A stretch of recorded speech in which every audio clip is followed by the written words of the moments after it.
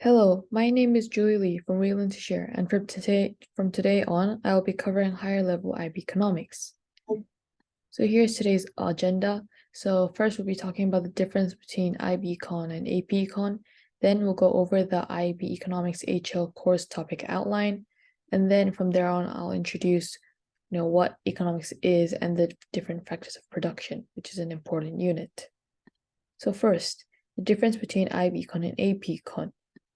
IB Econ is largely divided into two sections, macroeconomics and microeconomics, similar to AP Microeconomics and AP Macroeconomics. Hence, if you've already taken AP Economics, you may find that a lot of concepts overlap.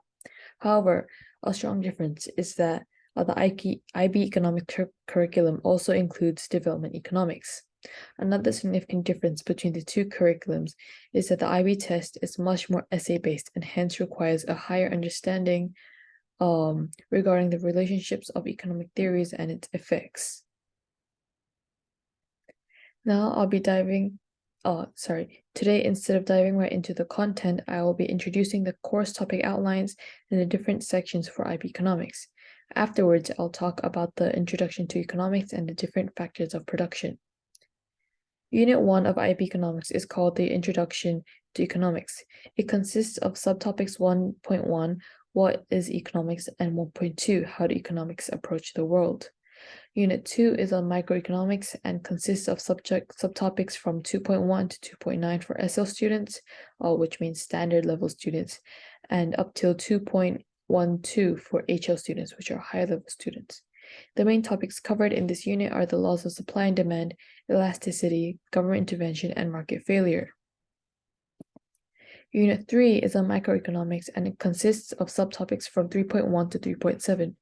The main topics covered in this unit are large-scale trends, macroeconomic objectives, aggregate demand and aggregate supply, monetary policy, fiscal policy, and supply-side policies. The final unit, Unit 4, is on the global economy, which consists of subtopics from 4.1 to 4.10. The main topics covered in this unit are international trade, exchange rates, balance of payments, economic integration, economic development, measuring development, the role of international trade, and the balance between markets and intervention. Units 1 to 4 cover the entire 2 years of the IB economic economics HL students who must study such units in order to take the final IB exam.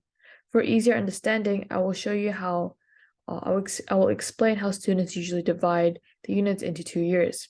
In the first year, students learn about the introduction to economics, macroeconomics, and the economic development first, which is mainly Unit 1.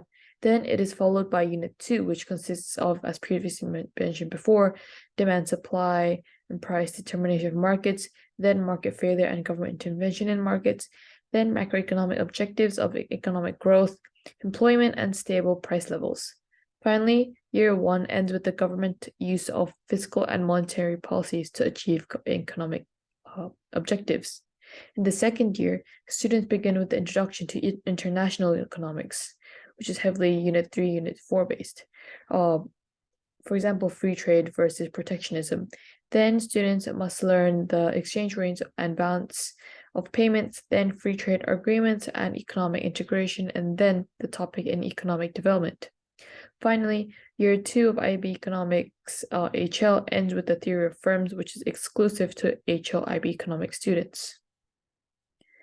Now we'll move on to Unit 1, the Introduction to Economics, and what economics is. First, we'll start off with the definitions of what economics is and its 2 areas of studies.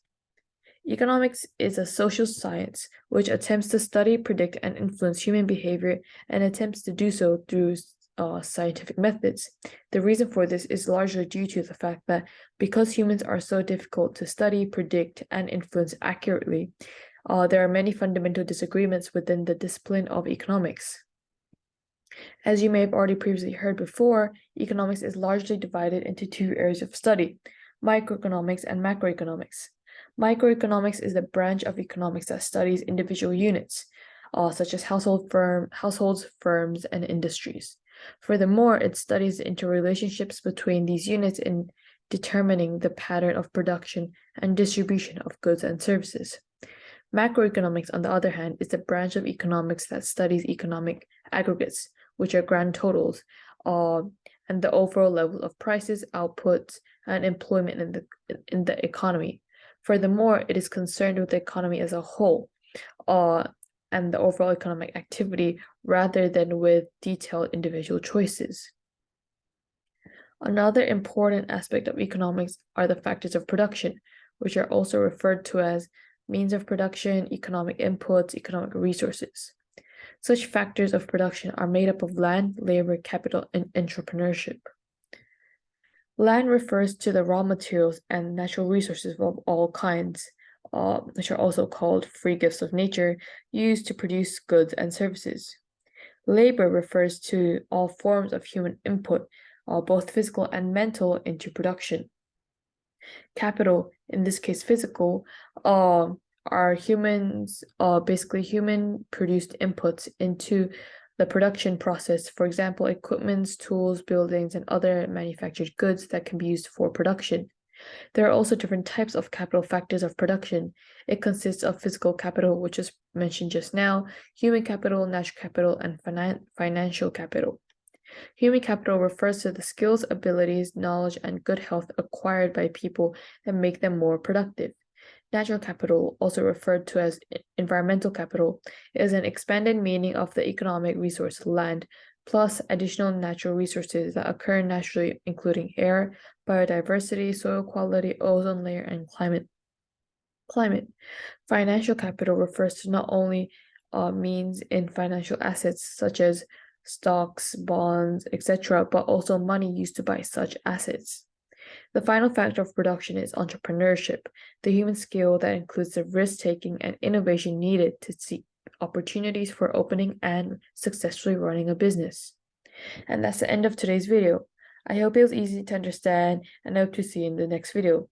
Thank you for watching, and if you enjoyed the video, please leave a like, and for any questions, feel free to comment or send an email to We Learn to Share.